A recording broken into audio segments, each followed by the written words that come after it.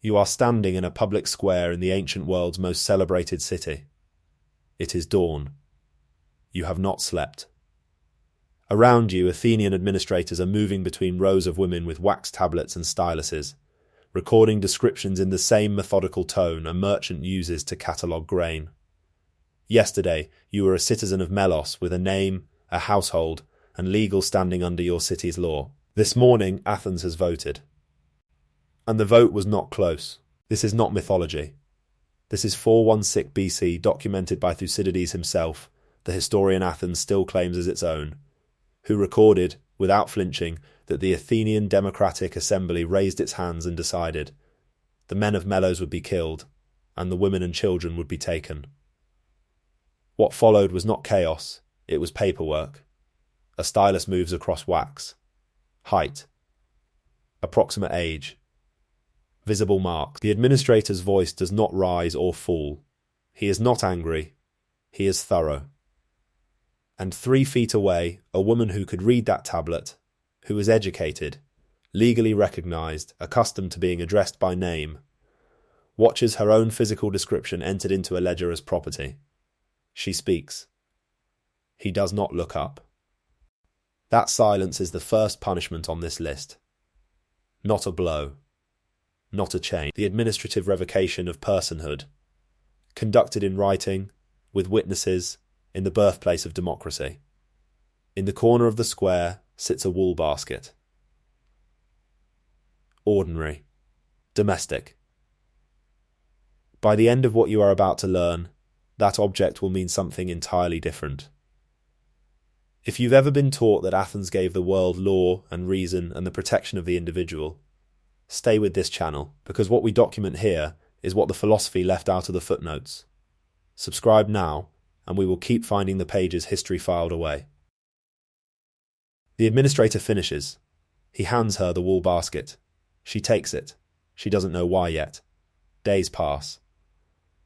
The Athenian agora, the civic heart of the city, the same plaza where philosophers debated the nature of justice, is now functioning as an auction ground. The process is organised with the same administrative care as the registration. This is not a mob selling war spoils in a fever. Buyers hold documentation. Officials supervise transfers. The Melian woman is walked toward a harbour cart. Her daughter is walked in the opposite direction. There is no scene here. That is the point. There is no dramatic confrontation because there is no legal mechanism through which one could occur. The dispersal of captured women and children across different Athenian households, across different demes, sometimes across the Aegean entirely, was not random cruelty. Contemporary records and the broader pattern of Athenian siege practice make clear that social separation was a deliberate administrative strategy. Social bonds are a form of power. Severing them was efficient. The word efficient will become important. The cart reaches the harbour. An Athenian official hands the buyer a document. The buyer reads it, nods, says one word to his associate. The wool basket is beside her in the cart. She picks it up. She doesn't know why. But she will carry it, and what that document contained, the specific permissions it granted, the specific flaw it set, which was almost no flaw at all, is where this history gets harder to look at directly. We are about to read it with her. Athenian law was not primitive. That is what makes it so difficult to sit with. It was sophisticated, layered, and internally consistent, a hierarchy of legal standing so precisely constructed that it could absorb an entire conquered population and assign each person a category without a single clause contradicting another. At its apex, male citizens. Below them, free women, with limited but real protections. Below that, freed persons, conditional and precarious. And at the foundation, with no reliable floor beneath them, the douloi, those designated enslaved by assembly decree, including every woman taken from Melos on the morning we have already witnessed. The mechanism that governed what happened to her inside the household had a name. The Kyrios system. The male household head held juridical authority over every person assigned doulos status within his oikos. Not symbolic authority. Legal authority. Courts did not intervene in household discipline as a matter of routine. The threshold for external involvement was so high that scholars still debate where precisely it was set. What is not debated is this: the punishments administered inside that threshold were considered private matters. Domestic. Administrative. Philosophers of the era, the same men whose names appear in the syllabi of every Western university, debated the appropriate degree of physical correction for enslaved persons of different categories. The debate was not about whether correction was permitted, it was about what level was efficient. That word again, because the horror the document in the buyer's hand represented was not passion, not individual cruelty, not a failure of civilization's ideals. It was the ideals, applied to a category of person the ideals had decided didn't fully qualify for them. We know how the machine was built. Now we go inside it. The firelight in the room is low. It has been weeks since the harbour. The Melian woman has learned the geography of the household, which rooms she enters, which she does not, which hours are accounted for and which are not. She has learned to carry the wool basket without thinking about it. Tonight there is a small brazier near the wall, and an iron implement resting in it, and a household slave, herself enslaved, herself marked, has been instructed to hold something steady. Physical marking of enslaved persons in the Greek world was documented across multiple city-states and referenced in Athenian legal contexts as a mechanism of ownership and social reclassification. It served two functions that practitioners of the era would have described without hesitation. The first, identification. A marked person who fled could be legally recovered. The second function was the one that could not be undone with distance or time. The mark announced to every subsequent social context the bearer entered that this person had once been something else and had been formally reduced. It did not say slave. It said, this person crossed a threshold, and the threshold was permanent. For a woman of Melian freeborn standing, educated, legally visible, accustomed to being recognised under her city's law, this was the destruction of something that has no physical location but is entirely real. The legibility of her own former self.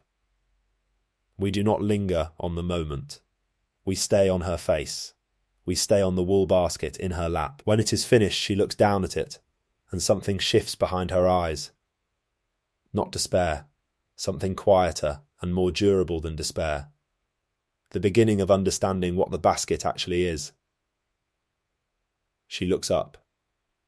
The enslaved woman who assisted is watching her. The expression is not cruelty. It is not sympathy either.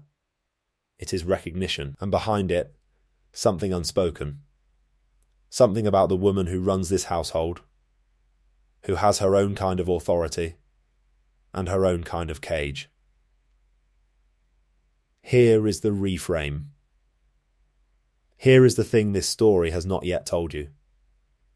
The architects of punishment inside the Athenian household were frequently not men. The Kyria, the legitimate wife, the legally recognised mistress of the oikos, held substantial delegated authority over the daily conditions of enslaved women under her roof. Ancient sources reference this not as aberration. Aristophanes, writing for Athenian audiences who laughed in recognition, catalogued the jealous wife and her instruments of domestic correction as material for comedy. The sheared hair, the reduced rations, the locked room. The audience laughed because they knew the reference, because it was ordinary. But here is what the comedy was designed to obscure, and what the historical record, read carefully, read without the softening lens of classical nostalgia, actually surfaces. The Kyria herself was not free. Not fully. She held authority over those below her in the hierarchy precisely because that delegated authority was the only institutional power the system made available to her. She could not vote. She could not appear in court under her own standing. She could not hold property without male authorization. What she could do, what the system permitted her, even encouraged her, was manage those further down. She was not the machine's engineer. She was one of its instruments, wielding its force against those it had placed beneath her. This is where the central question of this documentary shifts permanently. It is no longer simply, what did Athens do to captured women? The question now is larger and colder. What does a system of total legal hierarchy do to every woman inside it, including the ones it calls free? The Kyria enters the room where the Melian woman has been confined. She is carrying the wool basket. She sets it in the centre of the floor. She does not speak. She leaves. And in the silence that follows, our witness understands something she could not have articulated at the registration table in Melos, but which has been true since the first morning. The basket is not a task. It is a boundary. It is the physical perimeter of what she is now permitted to be, and it was placed there by a woman who is herself enclosed. The court is quieter than you would expect. The Athenian legal system, the institution Western civilization has claimed as the ancestor of every modern court of justice, is conducting an ordinary proceeding. An enslaved woman's account of events is required as evidence, and here the law reveals a mechanism so precise in its cruelty that scholars of ancient jurisprudence still return to it with something approaching disbelief. The Basanos. The formal Athenian legal procedure under which testimony from an enslaved person was considered admissible only if extracted under conditions of severe physical duress. The operating theory, stated plainly in the legal logic of the era, was that an enslaved person's words carried no reliable weight unless the body was made to produce them involuntarily. Contemporary legal records and the orations of figures like Demosthenes reference the Basanos as a standard procedural instrument. Not exceptional, not shameful, simply available. The courtroom. The symbol, the place Athens pointed to when it wanted to explain what it had given the world, and built into its procedures, as a structural feature rather than an abuse of the system, was the formal acknowledgement that a captured woman's voice, her account, her memory, her version of what had been done to her, carried no legal standing unless the court itself manufactured the conditions of its extraction. Legal historians note that the Basanos was perhaps more frequently threatened than applied. The threat, however, is the instrument. A voice that can only be heard under those conditions is, in every meaningful sense, a voice that has been legally silenced. The Melian woman watches the proceeding from the back of the room. The court clears. An official drops a wax tablet. She picks it up. She can read it, Melos educated its citizens. She reads the outcome. We do not show what it says. We stay on her face. Then she sets the tablet back on the floor carefully and steps away from it. Because even reading the law that has consumed her is, in this city, not something she is permitted to do. Athens did not merely punish captured women. It engineered a system that converted their existence into a self-perpetuating resource. And it did so using the same philosophical frameworks that produced the Western world's first sustained inquiry into the nature of justice. Under Athenian law, the child of an enslaved mother inherited the mother's legal status regardless of paternity. The father's identity was irrelevant. The father could be a citizen. The father could be the Kyrios himself, the household head, the legal authority over the mother's body, the man whose name appeared on the property documentation. The child born from that circumstance was not acknowledged, was not freed, was entered into the same ledger, in the same column, under the same category, inventory. The philosophical architecture supporting this was not improvised. Aristotle's framework of natural slavery, articulated in the politics, taught in academies, debated in the same intellectual circles that shaped Athenian civic identity, provided the reasoning. Some persons, the argument went, were by nature suited to be governed rather than to govern. This was not cruelty. It was, within the framework, simply an accurate observation about the order of things. The children of the naturally enslaved inherited that nature. The logic was internally coherent. That is precisely what made it so durable. Hold two images at once. The Parthenon, catching the morning light on its hill above the city, the most reproduced symbol of human intellectual achievement in the Western tradition. And in the courtyard below, a woman watching a newborn child lifted from her arms and recorded in a wax ledger under a column, headed with a word meaning property of the household.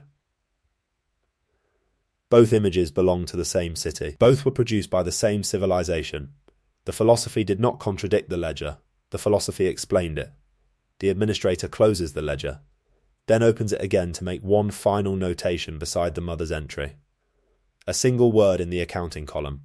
We hold on it long enough to read it. Productive. He moves to the next page without pausing. The harbour district at night has its own geography. Torchlight that reaches only so far. Gaps between warehouses where sound travels differently. The Melian woman has been in this household long enough to understand its rhythms, which hours are supervised, which are not. How long an absence before it registers as absence, rather than movement. She has made contact, through channels that required months of careful navigation, with a Phoenician trader who sometimes carries passengers below the manifest. The price is beyond what she possesses. She is at the harbour anyway, because calculation requires presence. Athens built its fugitive recovery system with the same administrative precision it applied to everything else. A recaptured enslaved person face not simply return to their previous conditions, but formal reclassification, reduced rations, restricted movement, and in cases documented across multiple Greek legal contexts, permanent physical marking designed to announce the attempt to every subsequent. Observer. The message was not punitive in the way anger is punitive. It was architectural. It was designed to be read. More devastating than the penalties was the infrastructure Athens built within enslaved communities themselves. Reduced obligations, improved household standing, conditional protections offered as incentives for information about flight plans. The community of the captive, the only human proximity available to her, was simultaneously her sole source of solidarity and a potential instrument of her destruction. She cannot know which it is tonight. There is a woman 3 feet behind her, also enslaved, who has watched her walk to this part of the harbour, who knows what a woman does at this hour near a Phoenician vessel, who is also calculating something, though what, exactly, cannot be determined from 3 feet away in the dark. The woman turns, walks away from the harbour, does not call out, does not look back. The Melian woman stands alone above the ship. Then she turns back toward the household. She cannot risk what she does not know. On the courtyard wall as she returns, something is hanging that was not there this morning. A wool basket. Nailed to the stone.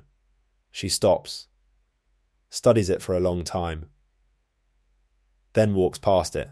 She does not know yet whether it is a warning or a coincidence. By the end of this account, she will understand it is something more precise than either. The festival begins at dawn. Athens is dressed for it. 3 Athenian women process through the civic centre in fine wool, moving in formation toward the temple precinct. Behind them, at a distance calibrated by the festival's organisers, with the same attention a theatre director applies to blocking, come the enslaved in deliberately inferior dress, carrying the processional burdens, visible to every observer lining the route. The hierarchy is not incidental to the ceremony. It is the ceremony. Athens is displaying in living human arrangement the distance between citizen and captive, between those the city protects and those the city has consumed. The captured woman carries her burden in silence. She has learned that silence is not submission here. It is survival arithmetic. This practice, the structured inclusion of enslaved women in public religious ceremony as a form of civic demonstration, appears in the accounts of multiple ancient observers not as scandal but as custom. The festival required it. The visual argument required bodies to complete it. A philosophy that had spent a century articulating the nature of the free person also needed, in public, the image of its opposite. She was not invisible at the festival. She was the point.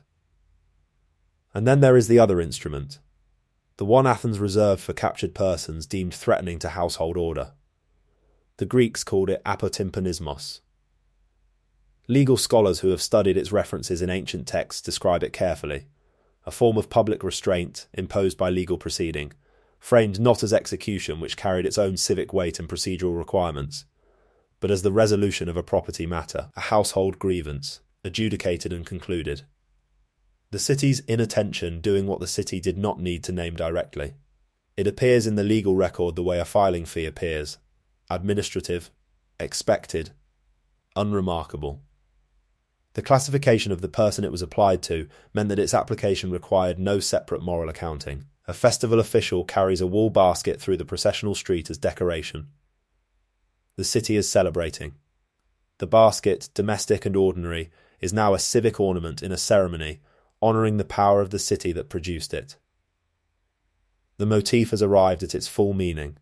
It was never only a symbol of domestic duty. It was always a symbol of what Athens had decided, formally, democratically, philosophically, that certain women were for. The festival ends. The crowd disperses. The basket sits abandoned in the empty street. No one returns for it. What happened next was almost more precise than what came before. The 19th century European Academy, constructing museums, drafting constitutions, designing the institutional architecture of modern nation-states, needed an origin story. Athens provided one. Marble. Philosophy. The word democracy, extracted from its context and offered as pure inheritance. What the inheritance required was a selective archive. The Parthenon survived. The property ledgers were reclassified as economic records. The legal texts were read as constitutional history rather than as systems of human disposal. Thucydides' account of the Melian vote remained in print. It was too well known to remove, but it was framed as an anomaly, a cautionary tale, an example of Athens at its worst, rather than Athens operating exactly as its legal infrastructure was designed to operate. History did not lose these women. It filed them. The wax tablets, the auction documentation, the household ledgers marked productive. These exist in archives. They have always existed in archives. The question this documentary leaves with you is not what happened. The record of what happened was never truly hidden. The question is who decided, across 2,000 years of careful curation, that what happened was not the story Athens should be remembered for telling. There is a museum display case. Inside it, a reconstruction of an Athenian household interior. A loom. A wool basket. A small placard that reads, "Daily Life in Classical Athens." No further comment is provided. If this account changed how you hold the word democracy, if you now hear something underneath it that wasn't there before, then this channel exists for exactly that reason. Subscribe and we will keep pulling the archive open, one buried record at a time. Athens was not the only city that built its civilization on what it refused to see. Next, the women Rome erased from its own founding myth. The Sabines, the Vestals, and the legal machinery the Republic used to govern female existence from birth to death. That story is darker than the statues suggest.